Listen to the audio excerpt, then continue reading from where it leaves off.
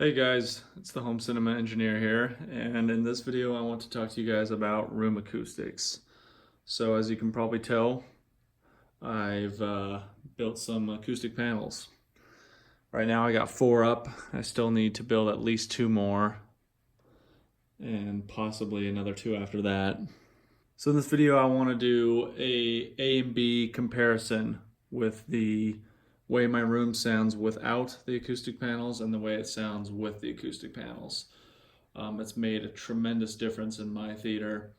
I've had this set up now for about maybe 6 or 7 months. Ever since then, I've had a tremendously huge problem with a flutter echo. And if you don't know what a flutter echo is, that's basically just when the sound reverberates off the walls just back and forth, back and forth, back and forth all the time, creating destructive interference, also known as comb filtering.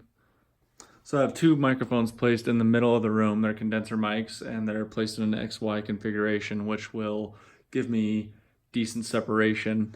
And it should give you guys a good idea of what my room sounds like if you guys have a pair of studio monitors or really good quality headphones. So what I'm going to do for you guys in this video is I'm going to take the panels off the wall. I'm going to clap with my hands, and then I'm going to clap with 2 wooden blocks, and then I'm going to place the panels back onto the wall and do the same clapping and clapping with the wood blocks so you guys can see the difference. All right, let's get started.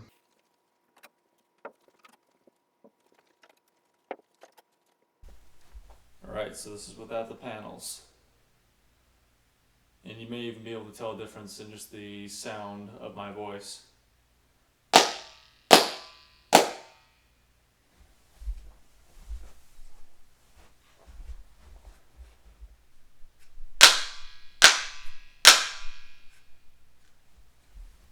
So, as you can tell, it's pretty bad. It's kind of a twangy sound that just goes back and forth, probably several hundred or thousand times. Now let's put the panels back up.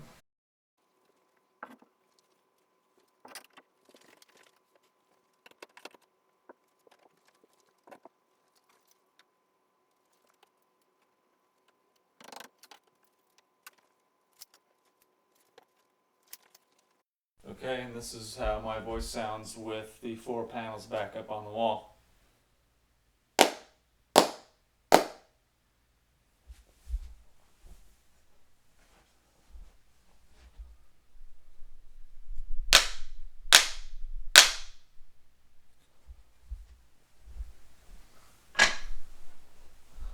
So as you can tell, the echo is basically completely gone, and my voice should be a lot more intelligible and coming through a lot better.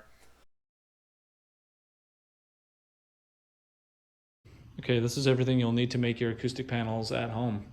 A flat, clean work surface, some drills, tape measure, squares, staple gun, razor blade, a long serrated and sharp knife to cut through the insulation, 24-inch clamps, 1-inch or 1 1/4 inch screws, countersink bit, wood glue, a table saw would be helpful, or a circular saw, chop saw.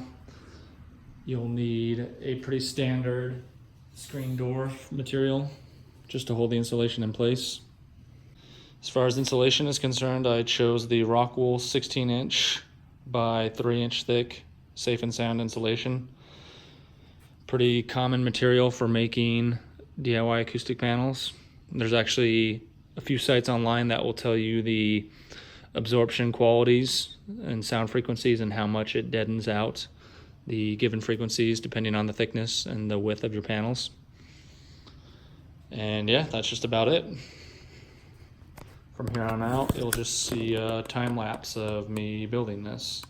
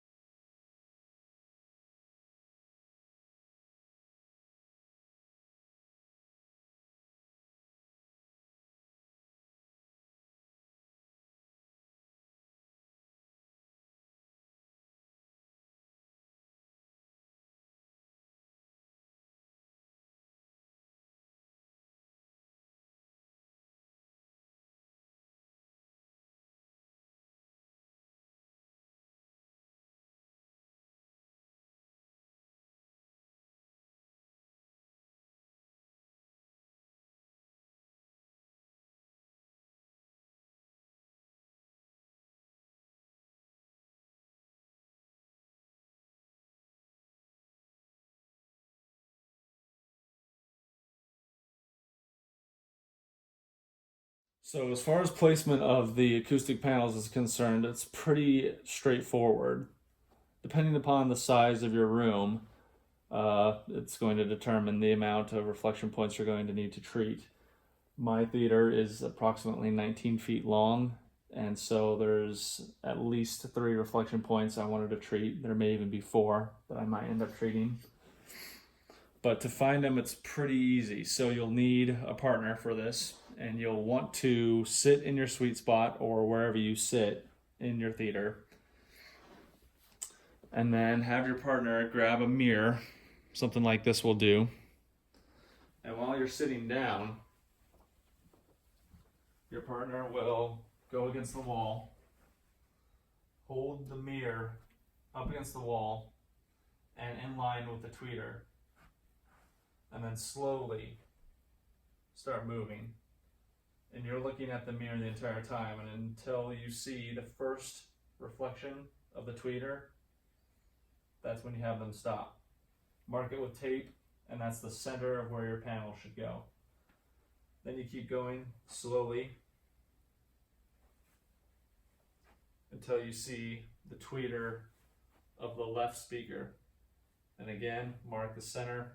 That's where your center of your panel will go. And then you keep going until you see another reflection of the tweeter.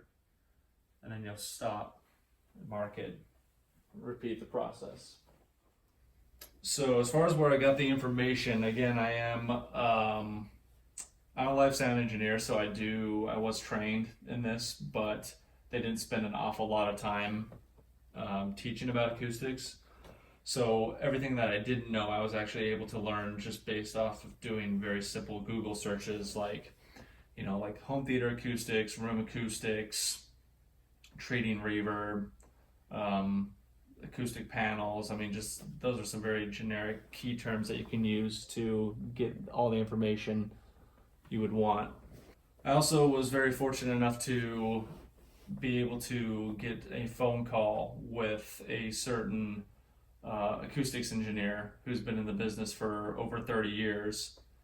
It was a brief phone call. He was a very busy person, but in that time he was able to give me a pretty decent amount of information about how I would need to treat my room. Now, you'll have to take something like that with a grain of salt if you're speaking to a professional, because they're going to tell you to treat 60 to 80% of the room. And obviously that could get extremely expensive. Also, you may not want your entire room to be covered in fabric or carpet, because you can put carpet on the wall, or just acoustic panels. You may not want it all over the place. You may want to see your paint or whatever you have on your walls. But if you have 2 parallel walls, which you should have in a typical good home theater, you're more than likely going to have some reflections, which you'll definitely want to get rid of.